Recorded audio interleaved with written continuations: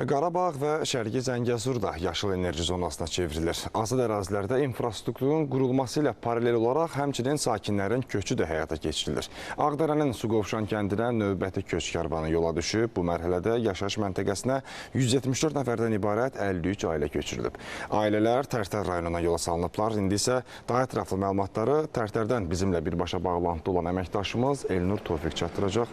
Elnur, söz sizdə, buyurun. Bəli, bugün daha bir tarixi hadisənin şahidiyik.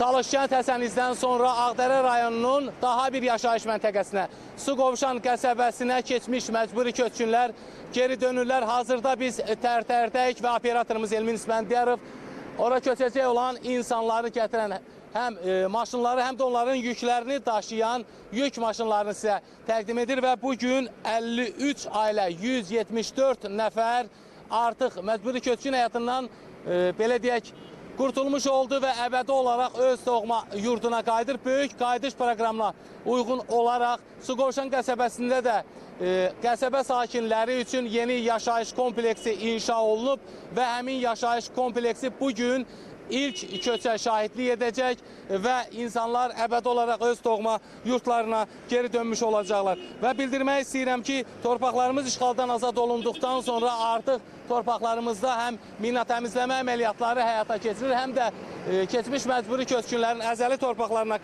qayıtması üçün böyük mega layihələr də həyata keçirilir. Yeni yaşayış məntəqələri, kəndlər, şəhərlər inşa olunur və bugünə qədər Qarabağda və Şərqi Zəngəzura köçürülən keçmiş məcburi köçkünlərlə yanaşı, həmçinin bu bölgədə aparılan layihələrin icrasında çalışan ayrı-ayrı dövlət qurumlarının yerli bölmələrində xidməti vəzifələrini yerinə yetirən, yenidən fəaliyyətə başlamış səhiyyə, təhsil, mədəniyyət, turizm, sənaye, energetika müəssisələrində işləyən ümumilikdə 40 mindən artıq insan çalışır. Əlbəttə, bu rəqəmlər tez-tez dəyişir və bugün gördüyünüz kimi daha bir köç kərvanı doğma yurda qovuşur və ona görə də rəqəmlər tez-tez dəyişir.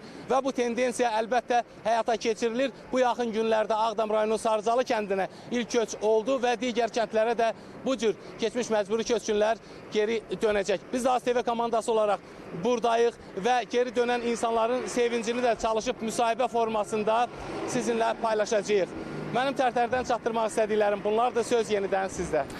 Çox sağ olun, Elnur, növbəti köçlə bağlı bizə ətraflı məlumatları təqdim etdiyiniz üçün.